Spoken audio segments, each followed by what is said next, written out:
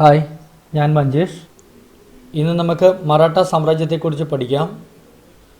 തികച്ചും ലളിതമായ രീതിയിൽ മത്സര പരീക്ഷകളിൽ ചോദിക്കാവുന്ന എല്ലാ ഭാഗങ്ങളും ഉൾപ്പെടുത്തിക്കൊണ്ടാണ് ഈ വീഡിയോ ചെയ്തിരിക്കുന്നത്. ഇഷ്ടമായാൽ ലൈക്ക് ചെയ്യുവാനും തുടർന്നുള്ള വീഡിയോസ് ലഭിക്കുവാനായി സബ്സ്ക്രൈബ് ചെയ്യുവാനും അഭ്യർത്ഥിക്കുന്നു. AD 1674 1818 ഇടയിൽ ദക്ഷിണേന്ത്യയിൽ ഭരണം നടത്തിയിരുന്ന ശക്തമായ ഒരു സാമ്രാജ്യമാണ് മറാഠ സാമ്രാജ്യം. ഹൈന്ദവ ധർമ്മോദ്ധാരകൻ എന്നറിയപ്പെടുന്ന ശിവജിയാണ് മറാഠ സാമ്രാജ്യത്തിൻ്റെ സ്ഥാപകൻ. 1627 ഏപ്രിൽ 27 മഹാരാഷ്ട്രയിലെ ശിവനേരി കോട്ടയിൽ ഷഹാജി ഭോൺസ്ലെയുടെയും ജീജാബായിയുടെയും മകനായി ശിവജി ജനിച്ചത്. ഡെക്കാൻ സുൽത്താനേറ്റിനു കീഴിൽ സേനാ തലവനായി സേവനമനുഷ്ഠിച്ചിരുന്ന ഷഹാജി ഭോൺസ്ലെ പിന്നീട് തുക്കാബായിയെ രണ്ടാം വിവാഹം ചെയ്യുകയും ആദിൽ ഷാഹി സുൽത്താനേറ്റിന്റെ സൈനിക ദൗത്യത്തിന്റെ ഭാഗമായി കർണാടകയിലേക്ക് പോകുകയും ചെയ്തു. ജീജാബായിയെയും ശിവജിയെയും സംരക്ഷിക്കുന്നതിന് ദാദാജി കൊണ്ടദേവിനെയാണ് ഷഹാജി ചുമതലപ്പെടുത്തിയിരുന്നത്. തികഞ്ഞ ഈശ്വരഭക്തിയായിരുന്ന മാതാവ് ജീജാബായി ശിവജിയെ ചെറുപ്പത്തിലെ തന്നെ പുരാണ ഇതിഹാസങ്ങൾ പഠിപ്പിക്കുവാനും ദാദാജി കൊണ്ടദേവ് ആയുധ അഭ്യാസത്തിൽ പരിശീലനം നൽകുകയും ചെയ്തിരുന്നു. ശിവജിയുടെ ആത്മീയ ഗുരുവായിരുന്നു രാംദാസ്. 1659 ശിവജി ബീജാപൂർ പടനായകനായ അഫ്സൽ ഖാനെ വധിക്കുകയും നവംബർ 10 നടന്ന പ്രതാപ്ഗഡ് യുദ്ധത്തിൽ ശിവജിയുടെ നേതൃത്വത്തിൽ മറാഠ സേന ബീജാപൂർ സൈന്യത്തെ തോൽപ്പിക്കുകയും ചെയ്തു. തുടർന്ന് 1659 ഡിസംബർ 28 കോൽഹാപൂർ യുദ്ധത്തിൽ അബിസീനിയക്കാരനായ രുസ്തം സമാന്റെ നേതൃത്വത്തിലുള്ള ബീജാപൂർ സേനയെ മറാഠകൾ തോൽപ്പിച്ചു. തുടർന്ന് മുഗൾ ചക്രവർത്തി ഔറംഗസീബ് ഷേഷ്ഠാഖാന്റെ നേതൃത്വത്തിലുള്ള ഒരു സൈന്യത്തെ ശിവജിക്കെതിരെ അയച്ചു. ബീജാപൂർ സേനയുമായി ചേർന്ന് ഈ വൻ സൈന്യം മറാഠ പ്രദേശത്തേക്ക് കടന്നു കയറുകയും പൂന കൈയടക്കുകയും ചെയ്തു. 1663 ശിവജി ഷേഷ്ഠാനെ അപ്രതീക്ഷിതമായ യുദ്ധത്തിലൂടെ പരാജയപ്പെടുത്തുകയും ഷേഷ്ഠാന് തോറ്റോടേണ്ടിയും വന്നു. അനന്തരമായി ഔറംഗസീബിനെ ഈ സംഭവം കുപിതനാക്കുകയും ഷേഷ്ഠാനെ ബംഗാളിലേക്ക് സ്ഥലം മാറ്റുകയും ചെയ്തു. തുടർന്ന് 1664 മുഗളന്മാരുടെ പ്രധാന വ്യാപാര കേന്ദ്രമായ സൂററ്റ് ശിവജി ആക്രമിച്ചു. മുഗൾ രാജാവായ ഔറംഗസീബ് മുഗൾ സേനയെ മിർസ രാജ ജയ്സിംഗ് ഒന്നാമന്റെ നേതൃത്വത്തിൽ അയക്കുകയും മറാഠകളുടെ കോട്ടകൾ പലതും പിടിച്ചെടുക്കുകയും ചെയ്തു. കൂടുതൽ കോട്ടകളുടെ നഷ്ടങ്ങളും ആൾനാശവും ഒഴിവാക്കുന്നതിന് ശിവജി 1665 ജൂൺ 11 രാജ ജയ്സിംഗുമായി പുരന്ദർ ഉടമ്പടിയിൽ ഒപ്പുവെച്ചു. തന്റെ 23 കോട്ടകൾ മുഗളർക്ക് നൽകാമെന്ന് ശിവജി സമ്മതിക്കുകയും ചെയ്തു. ശിവജിയുടെ മകനായ സാംബാജി മുഗളരുടെ കീഴിൽ സേവനം ചെയ്യാം എന്നും സമ്മതിക്കുകയും ഇതിൻ പ്രകാരം 1666 ശിവജി തന്റെ 9 വയസ്സായ മകൻ സാംബാജിക്കൊപ്പം ആഗ്രയിലെ മുഗൾ സദസ്സിലെത്തി ഔറംഗസീബിനെ കണ്ടു.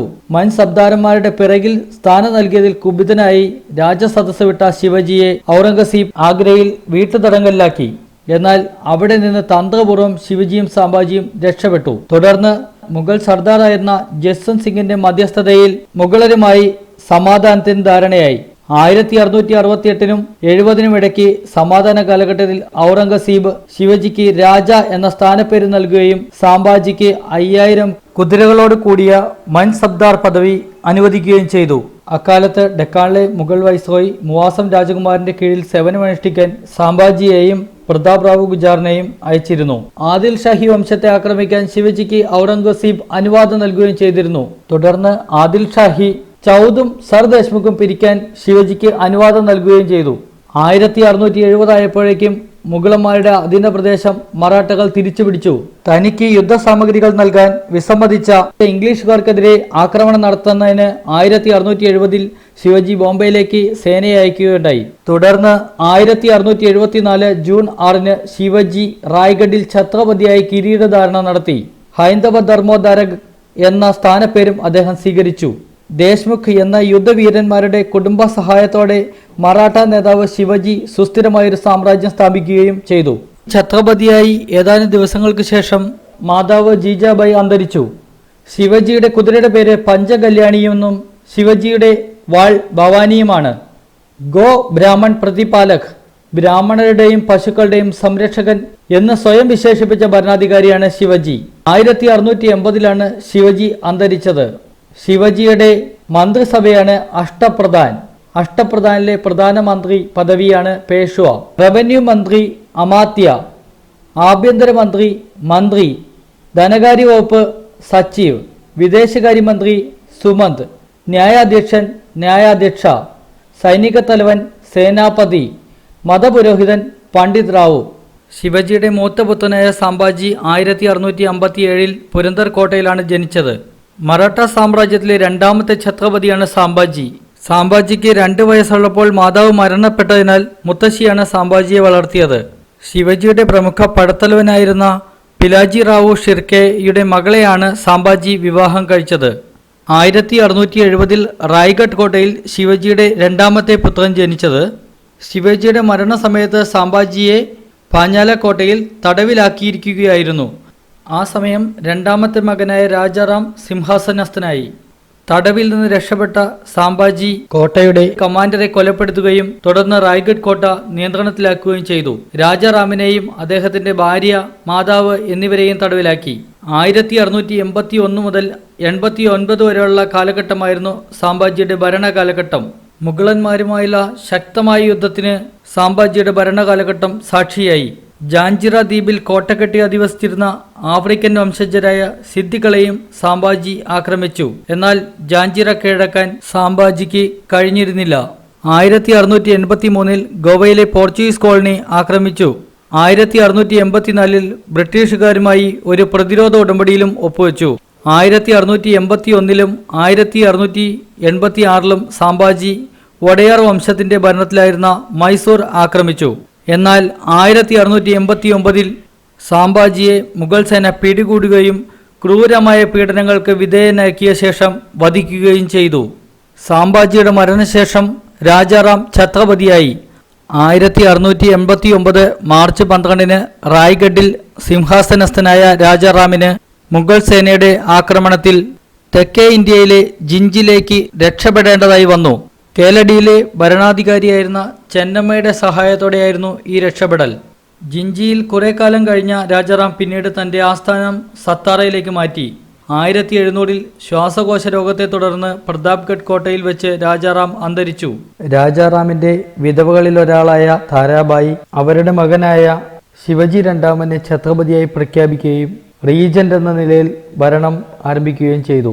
1707 ഔറംഗസീബിന്റെ മരണശേഷം സാംബാജിയുടെ മകൻ സാഹു മോചിതനായി. താരാബായിയും സാഹുവുമായി നടന്ന അധികാരമടബലിയിൽ സാഹു വിജയിച്ചതിനെ തുടർന്ന് താരാബായി തന്റെ ആസ്ഥാനം കോഹാൽപൂരിലേക്ക് മാറ്റുകയും തന്റെ മകനെ ഛത്രപതിയായി അവിടെ അവരോധിക്കുകയും ചെയ്തു. എന്നാൽ കുറച്ചു കാലങ്ങൾക്ക് ശേഷം രാജാറാമിന്റെ മറ്റൊരു വിധവയായ രജസ്ബായി താരാബായിയെ അധികാരഭ്രഷ്ടയാക്കുകയും രാജാറാമിന്റെ മറ്റൊരു പുത്രനെ സാംബാജി രണ്ടാമൻ എന്ന പേരിൽ കോഹാൽപൂർ സിംഹാസനത്തിലേക്ക് അവരോധിക്കുകയും ചെയ്തു.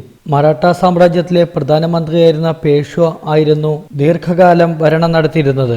ആദ്യത്തെ പേഷ്വ ആയിരുന്ന മോറോപാന്ത് പിംഗലി അഷ്ടപ്രധാന്റെ തലവനായിരുന്നു. ചിത്പവൻ ബ്രാഹ്മണർ നിയമിതരായതോടെ പേഷ്വ സ്ഥാനത്ത് പരമ്പരാഗതമായി മാറുകയുണ്ടായി.